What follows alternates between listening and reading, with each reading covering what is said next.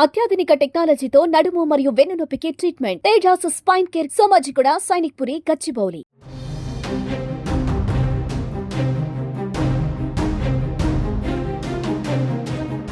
అమరావతి రాజధాని అమరావతి మహిళలని అవహేళన చేస్తూ ఒక టీవీ డిబేట్లో 2 రోజుల క్రితం నిర్వహించినటువంటి చర్చలో ఒక గెస్ట్ జర్నలిస్ట్గా ఉన్నటువంటి ఒక గెస్ట్ అదేవిధంగా ఆ డిబేట్ని నిర్వహించినటువంటి హోస్ట్ వీరిద్దరిపైన తీవ్ర ఆగ్రహం వ్యక్తమైంది. రాష్ట్ర ప్రభుత్వం కూడా దీనిపైన తీవ్ర ఆగ్రహాన్ని వ్యక్తం చేసింది. ఇలాంటి మాటలు మాట్లాడడం, ఇలాంటి అవహేళన చేయడం అనేది చాలా దురదృష్టకరం అంటూ కూడా చాలా సీరియస్ అయింది ప్రభుత్వం. ఈ నేపథ్యంలో తాజాగా ఆ డిబేట్ నిర్వహించినటువంటి హోస్ట్ కొమ్మినేని శ్రీనివాసరావు తాజాగా అరెస్ట్ అయ్యారు. ఏపీ ప్రభుత్వం పోలీసులు ఇప్పటికే హైదరాబాద్లో ఉన్నటువంటి తన నివాసానికి వచ్చి వారిని అరెస్ట్ చేసి ఏపీకి తరలిస్తున్నట్టుగా తెలుస్తుంది. దీనికి సంబంధించిన పూర్తి వివరాలు తెలుసుకుందాం. Suman TV news chief editor Keshav గారు లైవ్లో సిద్ధంగా ఉన్నారు. కేశవ్ గారు, సో నిన్న జరిగినటువంటి పరిణామాలు మనం చూసాము. టీవీ డిబేట్లో వాళ్ళు చేసినటువంటి వ్యాఖ్యలు చాలా అనుచితంగా ఉన్నాయి. దీన్ని ఖచ్చితంగా అరెస్టు చేయాలంటూ డిమాండ్లు కూడా వచ్చిన నేపథ్యంలో ఈరోజు ఆ డిబేట్ నిర్వహించిన senior journalist Kommineni Srinivasarao arrest, ఈ పరిణామాలను ఎలా చూడొచ్చంటారు? ఒకటి ఇందులో ఏంటంటే నోరు జారితే మనం అంటాం కదా, నోటి అదుపులో ఉన్నంతసేపు మనం దానికి నోటి నుంచి బయటికి రాని మాటకి మనం యజమాని, బయటకు వచ్చిన మాటకి అదే యజమాని అవుతుంది. అయితే ఈ ఉదంతం తొందరపడి మాట్లాడారా, నోరు జారారా, ఉద్దేశపూరితంగా ఈ వ్యాఖ్యలు చేశారా అనేది వాళ్ళకే తెలియాలి. ఇప్పుడు విచారణలో కూడా వివరాలు బయటకు వస్తాయి. సో దీని ఒక సీరియస్ ఇష్యూగా తీసుకోవాల్సిన పరిస్థితి ఏర్పడింది. అమరావతిలో మహిళల మనోభావాలు కించపరిచారని చెప్పని కేసులు ఆంధ్రప్రదేశ్ వ్యాప్తంగా నిన్న ఒక్కరోజే 52 కేసులు ఫైల్ అయ్యాయి. 52 కేసులు ఫైల్ అయిన తర్వాత చర్య తీసుకోకుండా ఉండడానికి ఆస్కారం ఉండదు. పైగా వివరణ ఇచ్చేటువంటి విషయంలో కూడా ఇద్దరు, ఇప్పుడు కేసులో A1 కృష్ణరాజు, ఆయన ఒక సీనియర్ జర్నలిస్ట్, అలానే A2 కొమ్మినేని శ్రీనివాసరావు, A3 వచ్చేసి సాక్షి యాజమాన్యాన్ని పెట్టారు. సో ఈ ఖచ్చితంగా అరెస్టులు ఉంటాయనేది ఎక్స్పెక్ట్ చేశారు. కాకపోతే ఏంటంటే ఇమీడియట్ గా ఈ రోజు సోమవారం వెంటనే అరెస్ట్ చేస్తారని ఊహించడం. మామూలు సిస్టమ్ ప్రకారం అయితే శుక్రవారం వరకు వెయిట్ చేసి ఏమైనా అరెస్ట్ చేస్తారేమో అని అనుకునేటువంటి అవకాశాలు ఉన్నాయి. ఎందుకంటే దాదాపు 72 గంటలుగా ఈ అంశం పైన చర్చ జరుగుతుంది. ఆంధ్రప్రదేశ్ లో ముఖ్యంగా అమరావతి ప్రాంతంలో ఆందోళనలు జరుగుతున్నాయి. చాలా చోట్ల అధికార కూటమికి సంబంధించినటువంటి నాయకులు, మహిళా నేతలు ముఖ్యంగా కంప్లైంట్లు ఇచ్చారు. ఏపీ ఉమెన్ కమిషన్ కి ఫిర్యాదు చేశారు, మీడియా అకాడమీకి ఫిర్యాదులు చేశారు. సో ఇదంతా జరుగుతుంది కాబట్టి బహుశా కేసు సెట్ చేసి మొత్తం ఎవిడెన్సెస్ అన్ని కలెక్ట్ చేసి యాక్షన్ తీసుకునే సరే కొంత సమయం పట్టొచ్చేమో అనుకున్నారు. బట్ ఇన్స్టెంట్ గా కొమ్మినేని శ్రీనివాసరావు అయితే అదుపులోకి తీసుకున్నారు. ఆయన పైన పెట్టినటువంటి కేసులు కూడా ఐటీ సెక్షన్ ఒకటి, SC/ST అట్రాసిటీకి సంబంధించినటువంటి నాన్ బెయిలబుల్ కేసులు ఉన్నట్టుగా తెలుస్తుంది ప్రాథమికంగా ఉన్నటువంటి సమాచారం ప్రకారం. జనరల్ గా ఇలాంటి ఇష్యూస్ ని తీసుకునేటప్పుడు వ్యాఖ్యలైనా కానీ, ఎదుటి వాళ్ళని తోలనాడేటువంటి అంశాలైనా కానీ, అలానే మాట్లాడేటువంటి క్రమంలో ఆయన కృష్ణరాజు మాట్లాడేటువంటి క్రమంలో మతాల ప్రస్తావన తెచ్చారు, కులాల ప్రస్తావన తెచ్చారు.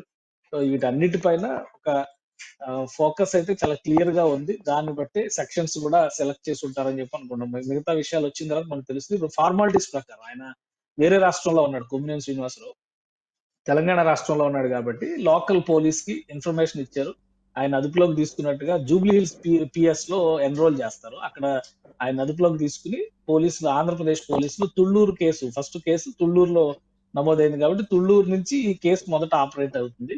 సో బేసిక్ తుళ్ళూరు కేసు కాబట్టి విజయవాడ తరలిస్తారు. అక్కడ ఫర్దర్ గా ప్రాసెస్ అంతా కూడా చూస్తారు. దాని తర్వాత ఇంకా ఉంటాయి. ఎందుకంటే ఇది సినిమా ఇప్పుడు ట్రైలర్ అనమాట. ఇది అంటే సినిమా ఇంకా ముందు ప్రస్తుతానికి ఉంటుంది. పోసాని కృష్ణమురళి అరెస్ట్ చేసినటువంటి సందర్భాన్ని మనం చూస్తున్నాం. మెయిన్ గా ప్రధాన నిందితులు ఎవరైతే ఉన్నారో కృష్ణరాజుని, ఆయన అరెస్ట్ కి సంబంధించిన వార్త అయితే ఇంకా కనిపించట్లేదు. అంటే మేబీ పరారీలో ఉన్నట్ట, లేకుంటే ఆయన ఇంకొంచెం టైం తీసుకొని అరెస్ట్ చేసే అవకాశం ఉందా? పరారీలో ఉన్నాడు ఆయన. ఆయనకు సంబంధించి ఇన్ఫర్మేషన్ లేదు. ఆయన ఇంటి దగ్గర కూడా లేరనేది ఒక సమాచారం. ఆయన ఎక్కడ జూమ్ లో కనెక్ట్ అయ్యి మాట్లాడాడు. సో ఆయన వేరే బోట్స్ ని ఫైండ్ అవుట్ చేసేటువంటి పనిలో పోలీస్ యంత్రాంగం ఉంది.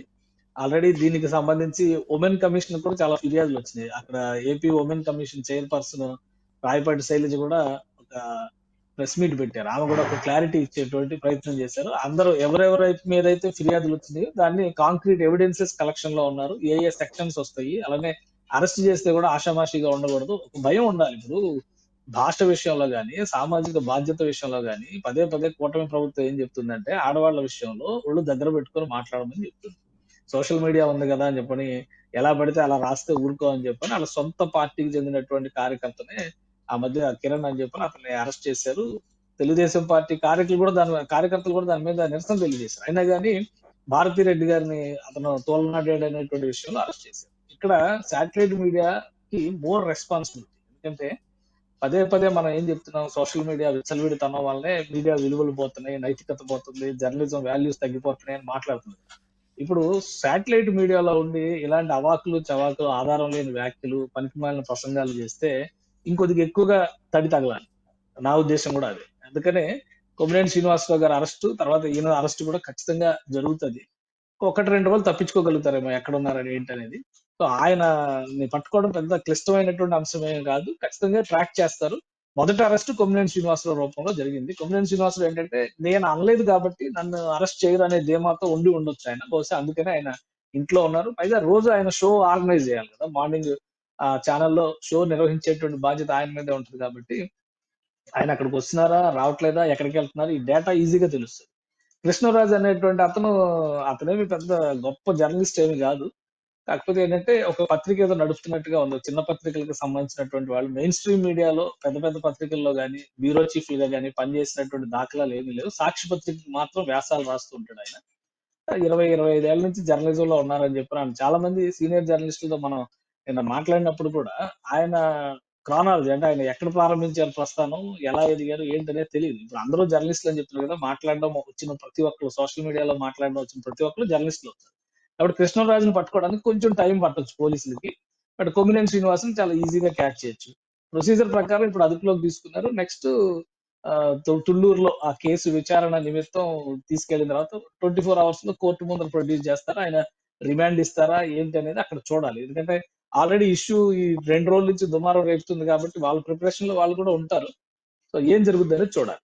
అంటే కేశవ్ గారు ఫైనల్‌గా ఒకటి అంటే ఈ యొక్క అరెస్ట్ ఎక్కడైనా చర్చలో భాగంగా, డిబేట్స్‌లో భాగంగా ఏ న్యూస్ ఛానల్ అయినా గానీ, ఏ వేదిక అయినా గానీ, ఇష్టానురీతంగా మాట్లాడితే ఇక సహించలేదనేటువంటి మెసేజ్ క్లియర్‌గా పంపించినట్టు అనుకోవచ్చా ప్రభుత్వం?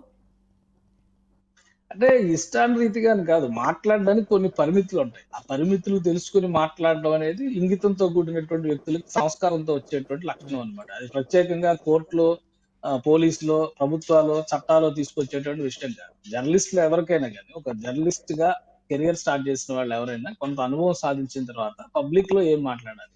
ప్రైవేట్‌గా ఏం మాట్లాడాలి? మనం ఇంట్లో ఉన్నట్టుగా రోడ్డు పైన ఉండం గదా! సో అదే బేసిక్ డిఫరెన్స్. జర్నలిజం అంటే ఏంటి? Nothing but sense of news కదా! మీ విచక్షణ ఒక వార్తలో ఒక జరిగిన సంఘటనలో ఉన్నటువంటి విచక్షణే సెన్స్ ఆఫ్ న్యూస్ అని చెప్పండి. అక్కడ టైమ్స్ ఆఫ్ ఇండియా రిపోర్ట్ ని కోట్ చేశారు. మనం కూడా కొన్ని వీడియోలు చేస్తుంటాం. మొత్తం హ్మ్. తీస్తే టైమ్స్ ఆఫ్ ఇండియా రిపోర్ట్ లో ఎక్కడ అమరావతి పేరు కూడా ప్రస్తావించరు. ఈయన అమరావతికి ఆపాదించారు. ఇక్కడ సమస్య అదే. అమరావతికి అసలు ఆ హెడ్డింగ్ లోనే కర్ణాటక, ఆంధ్రప్రదేశ్ టాప్స్ అని చెప్పాను. ఎఫ్ఎస్‌డబ్ల్యూ దీనిలో అంటే ఏంటి ఫీమేల్ సెక్స్ వర్కర్స్ రేషియోలో కర్ణాటక తర్వాత ఆంధ్రప్రదేశ్.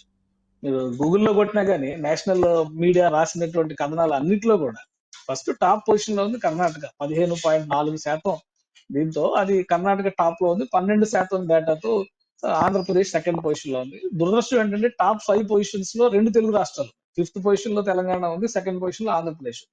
ఎక్కడ ప్రాంతాల గురించి లేదా ఒక ఊరి గురించి లేదా రాజధాని అమరావతి ప్రాంతంలో పెరిగిపోతుందని గాని ఎక్కడ రాసిన దాఖలాలు లేవు. ఆయన చాలా అపర మేధావిలాగా ఆయన టైమ్స్ ఆఫ్ ఇండియాలో ఉన్నదాన్ని కోట్ చేస్తే కూడా మమ్మల్ని తప్పుపడుతున్నారని కొమ్మినేని శ్రీనివాసరావు గారు ఆవేదన వ్యక్తం చేశారు. ఆయన అంత పెద్ద జర్నలిస్ట్. నాకు తెలిసే 30, 40 ఏళ్ల అనుభవం ఉంది ఆయనకి. గతంలో కూడా చూసాము. అట్లాంటి వ్యక్తి ఆయన కూడా దానికి వంత పాడుతూ మనం అలా అనకూడదు అంటే మళ్ళీ రేపు మనల్ని ట్రోలింగ్ చేస్తారు. అన్నది తప్పు అనలేదు ఆయన. అంటే మనల్ని ట్రోలింగ్ చేస్తారని మాత్రం హెచ్చరించారు. రైట్. ట్రోలింగ్ కాదు లోపలేస్తారని చెప్పని ఇప్పుడు వీళ్ళు ప్రూవ్ చేశారు. కాబట్టి మాట్లాడేటప్పుడు వాస్తవాలేంటి? మామూలుగా జర్నలిజంలో మనం చెప్పేదేంటి? వీలైనంత వరకు ఫ్యాక్ట్స్ ఆర్ సేక్రెడ్ అంటాం కదా! పవిత్రం. అంటే నిజాలెప్పుడు కూడా నిఖార్సైనవి, విలువైనవి. వాటిని ప్రజెంట్ చేసేదానికి కావాల్సినటువంటి సిస్టమే ఈ జర్నలిజం. ప్రజలు నమ్మేది మీడియాని. సోషల్ మీడియాని నమ్మడం మానేసి ఈ సాటిలైట్ మీడియాని, ప్రింట్ మీడియాని ఎందుకు నమ్ముతారంటే ఇంకా కొంచెం అథెంటిక్‌గా వీళ్ళు రిపోర్ట్ చేస్తారు హ్మ్. అనేటువంటి ఉద్దేశం.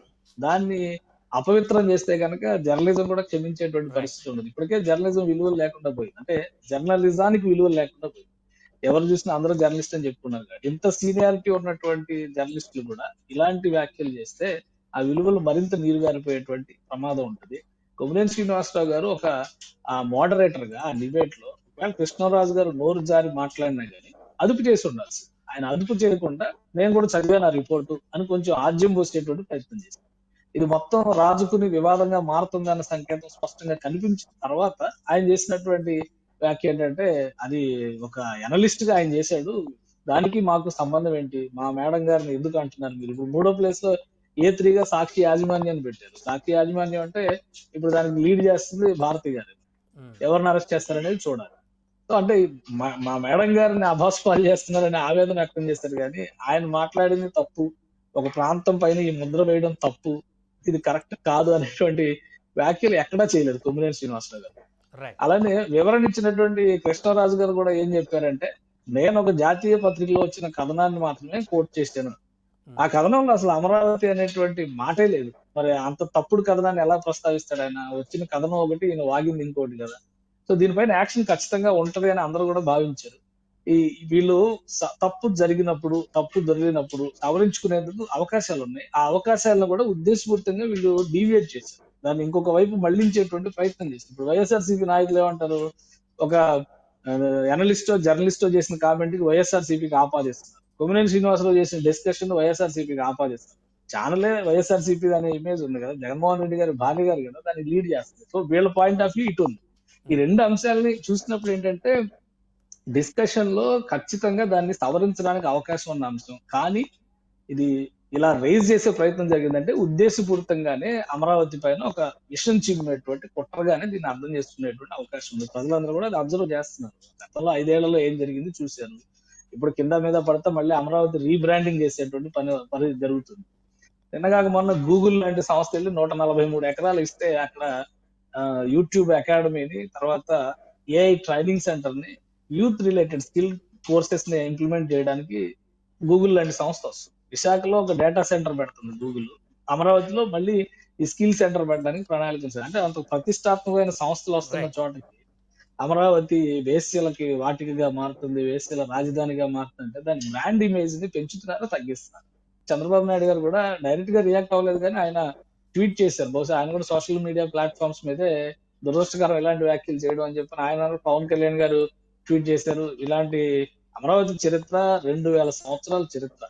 ఇంకా చెప్పాలంటే ఇప్పుడు మన తెలుగు నేల ఢిల్లీ చరిత్ర కూడా పనికిరాదు అమరావతి చరిత్ర.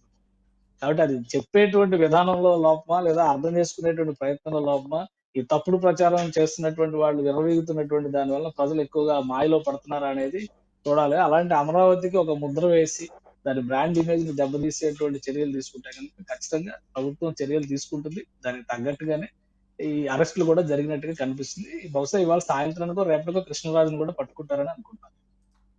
రైట్ కేశవ్ గారు. సో మొత్తానికి అది ప్రస్తుతం అమరావతి రాజధాని అక్కడ ఉన్నటువంటి మహిళల పైన చేసినటువంటి ఈ వ్యాఖ్యల పైన అక్కడ ప్రభుత్వం కూడా చాలా సీరియస్గా తీసుకున్నట్టు కనపడుతుంది. దీనిలో భాగంగా ఇప్పటికే వివిధ పోలీస్ స్టేషన్లో నమోదైనటువంటి కేసులను దృష్టిలో ఉంచుకొని తాజాగా ఆంధ్రప్రదేశ్ పోలీసులు హైదరాబాద్లో ఉన్నటువంటి సీనియర్ జర్నలిస్ట్ ఏదైతే ఆ డిబేట్ నిర్వహించినటువంటి సందర్భంలో హోస్ట్గా ఉన్నటువంటి కొమ్మినేని శ్రీనివాసరావును అరెస్టు చేసి తుళ్లూరు పోలీస్ స్టేషన్కి తరలిస్తున్నారు. అదేవిధంగా A1గా ఉన్నటువంటి కృష్ణంరాజు ఎవరైతే ఈ డిబేట్లో ప్రధానంగా ఆ వ్యాఖ్యలు చేశారో రాజధాని పట్ల, అదేవిధంగా రాజధానిలో ఉన్నటువంటి మహిళల పట్ల తీవ్రమైనటువంటి పదజాలను ఉపయోగించి కించపరిచేటువంటి విధంగా వ్యాఖ్యలు చేశారో అతన్ని అరెస్ట్ చేసేటువంటి దిశగా కూడా పోలీసు యంత్రంగా కదులుతున్నట్టు తెలుస్తుంది. ఏదేమైనా కూడా ఈ అరెస్టు తోటి మరొకసారి ఈ అంశం ఇప్పుడు ట్రెండింగ్గా మారింది. సుమన్ టీవీలో మీ పర్సనల్ అండ్ బిజినెస్ ప్రమోషన్స్ కోసం కింది నెంబర్కి కాంటాక్ట్ చేయండి.